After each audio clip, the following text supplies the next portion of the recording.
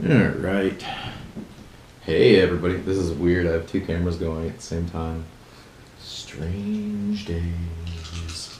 So, get out of the way.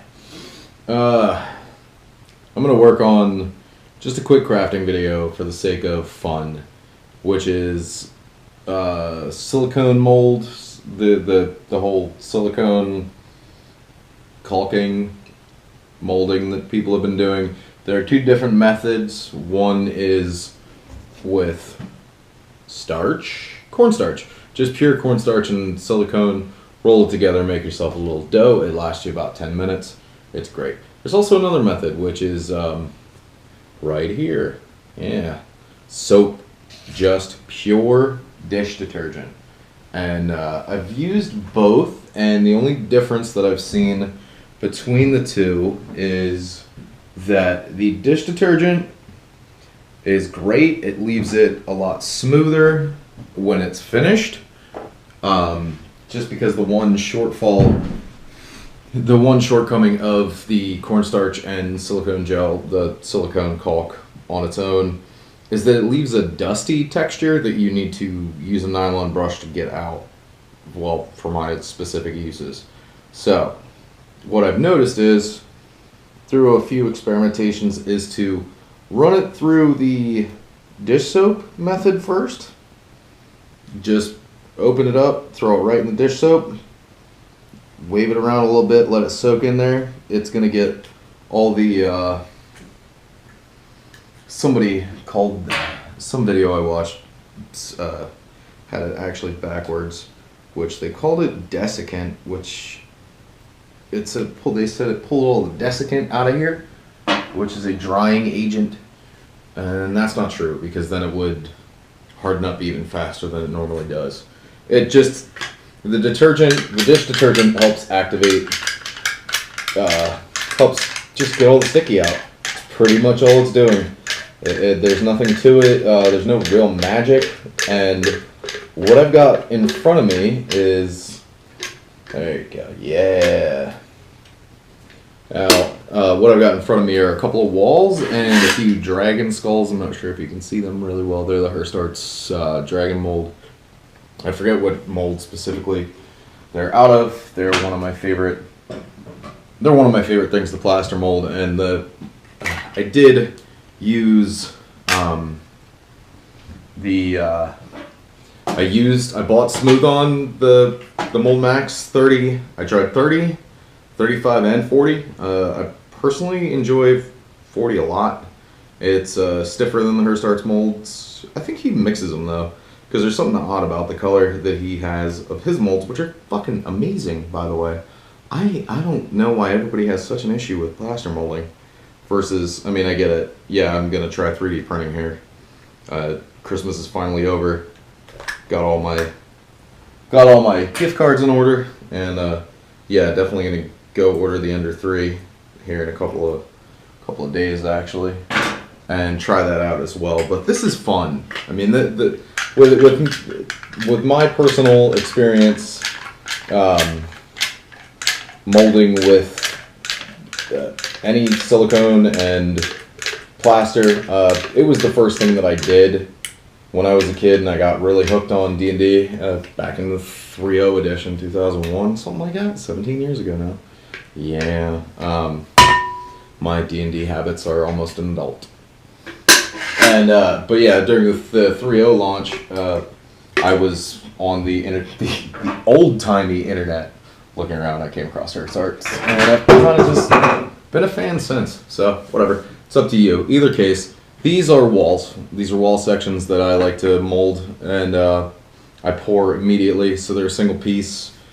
I don't have to glue anything together. They're a good height for the sake of people throwing their hands through them, and seeing their miniatures on the playfield. I think it's great. It's a fun way to do it. So, anyway, my personal fascination is playing with goop, pretty much, with this stuff. That's what you're doing, and watch out. It's got a weird chemical to it that makes it smell funky. So what you're gonna do is you're just gonna Gonna run your hands across it with the, just empty the tubes out. Here's one thing that I have learned in this last 8 months or so of molding.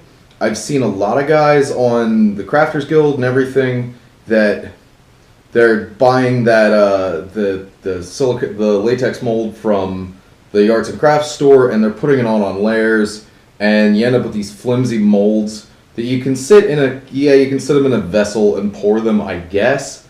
But for me, what I have noticed is the easiest way to do all this is to go over. Always make a thicker mold. Always use an excess. With this stuff, with just the all-purpose silicone #1, always #1, at $4.80 a bottle at the big box store. That's not that expensive. It's not anything out of this world compared to using Mold Max. Mold Max gets expensive quick, but it does also have a much longer shelf life. So these aren't going to last a lot. They're not going to put up to, you can't resin pour with them. You can't really do anything fun like that. But when you have something simple like walls or these dragon head molds, they're going to do the job. They're going to do it great, and you're going to be able to get maybe upwards of 100 pours out of a single mold, and then toss it. You've lost $4. Fine. If you get 100, if I get 100 walls out of this, nice and easy, you know, that's something that I can say is valuable enough to me. Especially with plaster, you know, with me pouring plaster. Plaster Paris is a 50-pound bag at Lowe's is $14. So again, if I drop a piece, it's not gonna break my heart. And the other thing is that there are differences in detail and people's level of what they want with detail, and I understand that. And mine is kind of a get the job done sort of thing. So, in the time that I've been working with this stuff, one thing that I have noticed is this: go throw it in the dish soap, nice and easy. Pull it out of the dish soap. Let the excess run off, because there's going to be a lot of excess dish soap. I forget what the cheapest brand is. Ajax, maybe? Ajax orange scented stuff. Great stuff. Cheap. With a big giant bottle of it's $5. And I still have half of it left, and this is the second time I've messed around with it. So you get this big, grainy, brain-feeling, weird, fleshy glob to play with. Yeah, you got it. So pull it out of there. There you go. Bump, bump, bump, bump, bump, bump, bump, bump. What you want to do is this. Just like a pizza dough, if anybody's ever worked at a pizza shop, okay? Start folding it in on itself, and I take a little bit of a little bit of cornstarch. Pardon the misspeaking, but I sit it in cornstarch, just a little, instead of pure cornstarch, instead of making the dough with the cornstarch, just a little bit to get the wetness out, and also stiffen it up, and it's going to dry in about 5 or 10 minutes and be ready to go. So, either case, what we're going to do here is this, okay? Got these two guys right here. Scootily boop. We're going to put him up there. Alright, so I roll it around with a little bit of cornstarch, enough cornstarch for me to work with it. Get the soap off of my hands just so much that I can't feel it anymore. And what you want to do is start working it back into a singular glob, because if you put it on with if you add 2 balls of silicone gel, what I'll call silicone gel now. If you had 2 different balls of it and you put it together, you'd still have that line down the middle. So you could miss out on that, because you got to make sure that it's going all the way back together. Okay? And I'm going to throw a little bit more in there. And what this does with the soap and then the cornstarch, what I've noticed is that it takes that graininess out of the final molding, So I don't have to sit with a nylon brush or an old toothbrush and dig out the grains of cornstarch that are stuck in it. It just makes it a little bit of a better mix, and it's much easier to work with than I'm making it look like. And if you want to wear gloves, feel free. I personally choose not to. That's just me. Living life in the fast lane, I guess. Somehow. So, grab another handful of starch. Heads up, messy, but guess what? I don't care. It's my house. Do what I want. No, I'll hit it with the kind of two artists live here, so you know we have that whole it's a high school shop mentality to everything. So you'll get hit with the shop vac later, and it doesn't bother me one bit. So I'm not doing a ton of prep work for a little payoff. I'm just doing a little thing and getting it done. So what we want to do, once you have it in a good malleable form, start folding it in on itself like a taco. Start folding it in until you get a nice ball going. Okay. That way you're getting all the cracks and crevices. You're getting it back into one single piece that you can mold with. So, okay. What I'm gonna do is this. Yeah, that's the soap method that I watched a video on. Somebody passed it around the Tabletop Crafters Guild. Great video. I don't know, for whatever reason, it just didn't work out for me to just sit there and throw it in a bowl of stuff, of dish soap, and then just work it. So what you want to do is this, guys. It's a mold, okay? It's meant to be thick, okay? So here we have the shortest wall. I'm plop him right in there, okay? And start folding it up. Fold them up. Fold them up. Fold up the sides. Push them back in. Fold up the sides until it sticks. Nice and easy. Nice and easy. Then, since you need a flat, you need the bottom end to be flat so you have a nice thing to pour on. Okay? Gonna just boop. Just pop them right in there. Okay? So for me, the blank side is on the very bottom, and I like to go just a little bit over. I'll go over the bottom of the mold itself, and then I'll just come back through with my X-Acto knife and flatten it right back out. Super simple. Easy as could be. Easy peasy, soft and squeezy. Okay? So, I know you're all looking at me like I'm insane. That like, oh, I'm not being crazy about the detail. I am being crazy about the detail. I'm used to it now. So, bam. Give him a little thump. Got a good base to work on. All right. I'm gonna set him aside. Nice and done. Okay.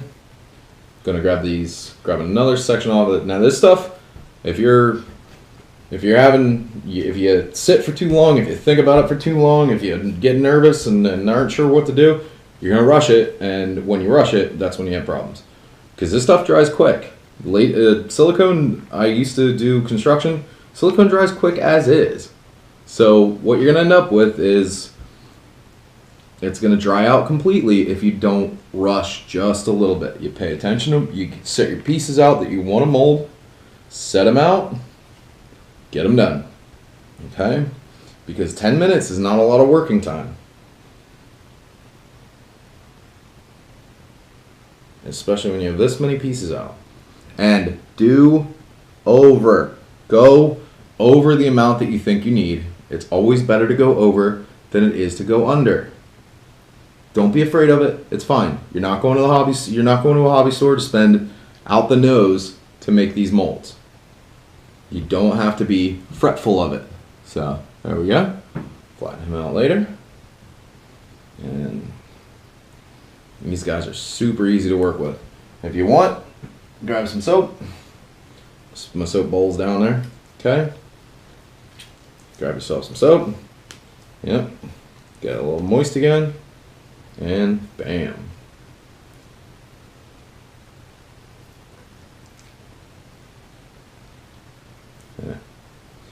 I'm not fighting that piece. I'm done with it.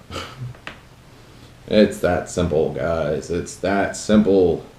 I know as crafters and D&D players and dungeon masters and everything, we're all incredible at going above and beyond and making things much more complex than they need to be. They don't need to be hard. Just boom, boom. Push them on in there. Yep. Push them on in there. It's going to pick up detail. It's going to pick up enough detail that your players aren't even going to notice. They aren't even going to care. They're going to be more than mesmerized that you've made any effort beyond grabbing a box of paper tiles to throw down, which I'm not personally a fan of. I do enjoy 3D terrain. I enjoy the life out of it. I think it's one of the better things that's happened. I'm glad that 3D printing is here. It's home use application is huge to me. It's extremely cost effective if you're willing, and if you really take the time to think about what you're putting into minis and going out and buying minis and doing all that fun stuff. Thingiverse, everything, do the research, you can get exactly what you need. Because I can't find minis of orcs doing regular orc things, doing regular humanoid things. All I can find is them with giant war axes and hammers and murdering and bloodlusty, and that's fine and dandy, but for my specific, for the Gyaradan campaign, I'd love to find some goblins doing just regular things. So these are tiny little pores for plaster. Forget him, he died. So, like I say, my working time is ending very quickly. So, there you see, talking too much. Well, there you go. There it is. Pizza dough. Pizza dough, silicone. Yeah. So not really all that much of a working time, honestly. And that's the biggest thing, is you're going to run out of working time really quickly. Whatever you're getting ready to do, you do it. You get to it. So what we're going to do is this instead. I buy in bulk. I buy by the case. So since I have all this stuff out, I'm going to finish these other guys up real quick.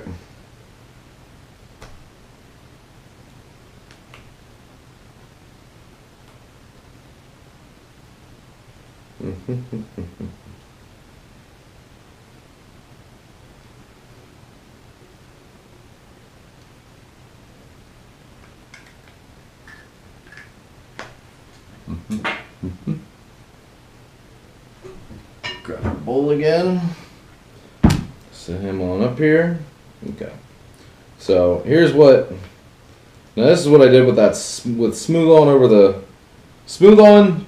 You build boxes. You do all the fun stuff that you do for molding, for stage props, for all the actual like high-end professional molding. You'd need. When I had all this stuff, all the pieces that I wanted, I had to grab balsa and make mold boxes and then pour it. And believe me, it was an excellent, super mesmerizing, incredibly fun experience, because having all those molds, I still have, I have them now. They've been sitting for, they were done 4 months ago, something like that.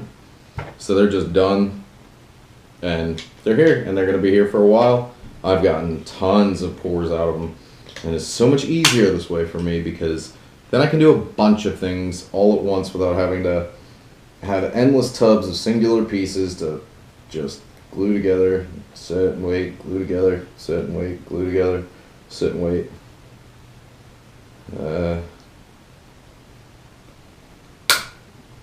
Oops. I broke my blade. Darn it.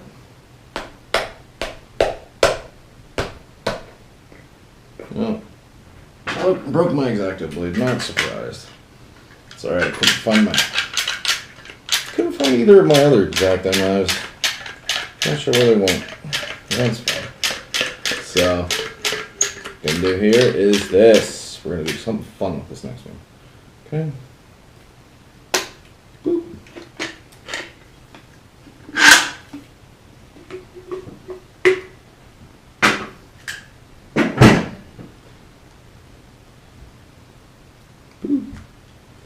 Squish this around, squish them around, squish them around. Yep, cover it up, nice and neat. Boop-a-doop. Boop-a-doop. Okay. Dump out a little bit of starch. Yeah, I was gonna say, if you're planning on molding, we would recommend making sure that you keep starch that you put in your food or laundry well away from starch that you're going to use for crafting. Whatever. We're gonna finish on the second cam because I just dropped my phone, and guess what? My phone just dropped from where it was, and guess what? My hands are gross, so I'm not picking it back up at this point.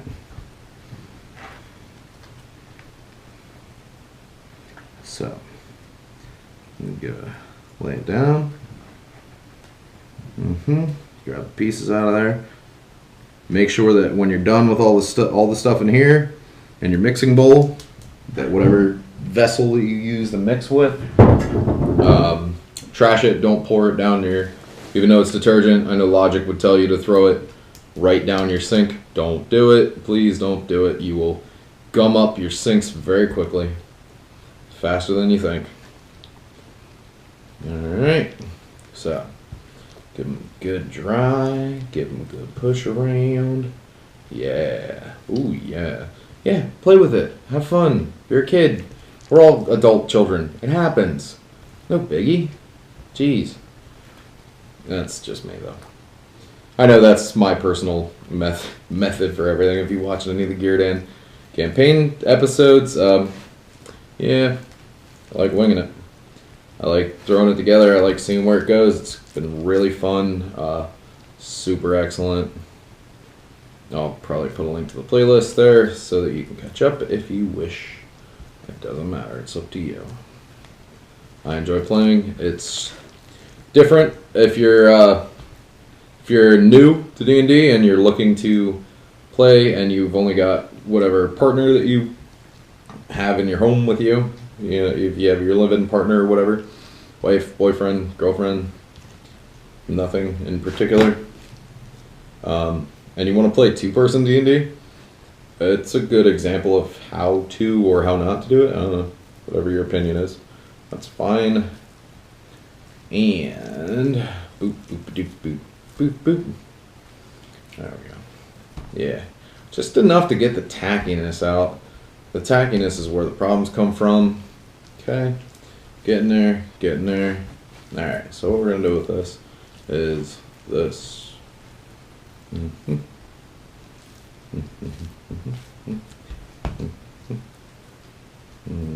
Pull that crap off my hands.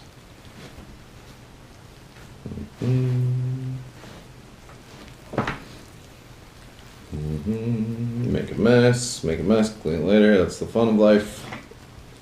Make it a mess. Just make it a mess. Boop.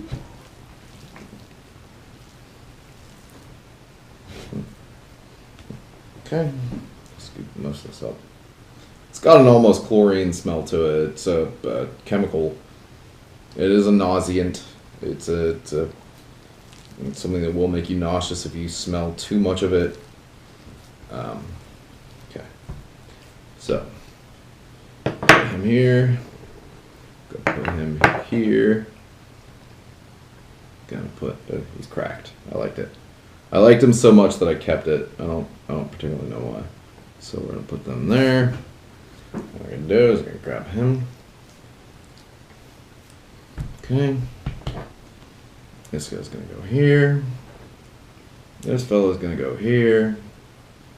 Yeah, cracked anyway. It's alright, don't worry. This fellow's gonna go here. Now we're gonna squish him. Squish him and start moving the excess around. Yeah, that excess will pick that detail up like a champ. Okay. Yeah, squish them together like a weird little bread loaf. Like your cat does.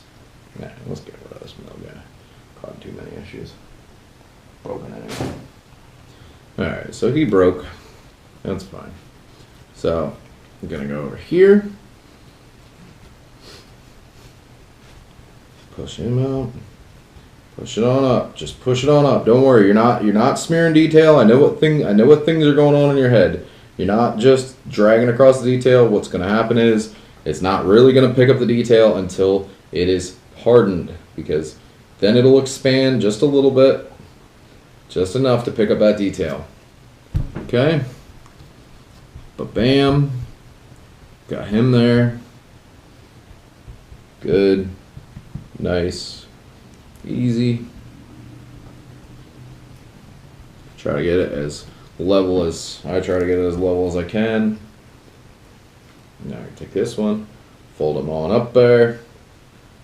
Okay.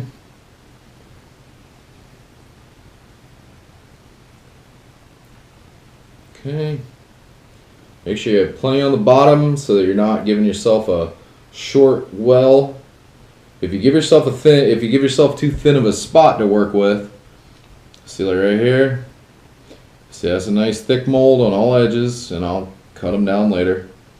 No biggie, nice and easy. But something nice and thick to rest on, all that fun stuff. The thinner you make a mold, the more that your molding material will pull against it and distort your image. Whatever you're trying to mold, it will be distorted because you haven't made a thick enough mold to hold the material. So plaster of Paris is obviously quite dense, and that means no, that wasn't junk. No, that's fine. Happens. Make junk sometimes. What you can do quick here is this. Since I have a lot of excess on the front of that one, that second dragon head didn't quite come out. I wasn't paying enough attention to it. Okay.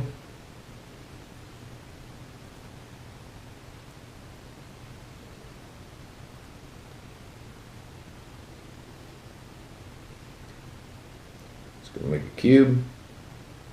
Dig them out here in a few minutes. But that's the biggest thing. If you make these molds paper thin, whatever material you're using resin. If you're molding with resin, if you're molding with plaster, if you're molding with whatever, glue. If you have some weird method of doing this that nobody knows about, that's fine. But the weight of your poured material will pull against the mold and will distort the shape of the mold even worse. So what you need is a good thick mold. That's why you see the Hearst molds, if you've ever taken notice of them. The bigger pieces, the delicate stuff is in the center, and then the bigger pieces are out on the outer edges, because the outer edges have the largest amount of excess material. They keep the compression, and then the larger pieces, that will come into the delicate pieces and keep everything straight and even. So that's just a little hobbyist mold making 101. Yeah, so it feels like, I don't know if you're from Pennsylvania by chance, feels like a giant egg noodle for chicken pot pie. 'Tis the season. So got him nice and smooth. Alright, so let's pop one open here. This has just been the length of the video. This stuff is dense, bouncy, really nice. This is a surprisingly good mold material. Okay, so this is an awkward shape. Popped him right out, didn't break the horns off. And there you go. That's him. The other wall. Another fun thing you guys can do when you experiment is this. If you have a large mold like this and it's a pretty simplistic piece, sometimes these can be a butt to get out. Or if you have, if you're like me, like I'll make corners, I'll make dungeon hallways and stuff with odd columns and stuff like that. What you can do is, if you really wanted to, which I'll cut him back flat again here soon. But what you can do is, if you have an awkward size mold, an awkward size piece to mold, you can take it and cut straight down. And what's going to happen is this shape is going to retain. And if it doesn't, we grab a piece of string, grab a piece of twine out of the kitchen, do whatever you need to do, and just wrap it around it. Nice and simple. That's how they do it in Hollywood, folks. Yeah, mold making. It's a really fascinating art, by the way, in case anybody's been into it. So yeah, that's the thick and thin of it. Just the silicone mold making works. It's it's a more than fascinating process. Anyone that showed any of the videos that have been going around where they show you the stacking block mold and how perfect that came out the first time, there is absolutely no way. Especially with that was with the putty, the mighty putty or whatever, not mighty putty, but the that was with the cornstarch method. And the way that mold looked when it came off, it was so smooth and so nice. There's no way that they didn't have 40 failed moldings before they finally got the perfect one. What's going to happen here is you're going to get your hopes way too high as a modeler and a terrain builder and expect perfection, but it's not going to come easy. I've made mistakes with Mold Max.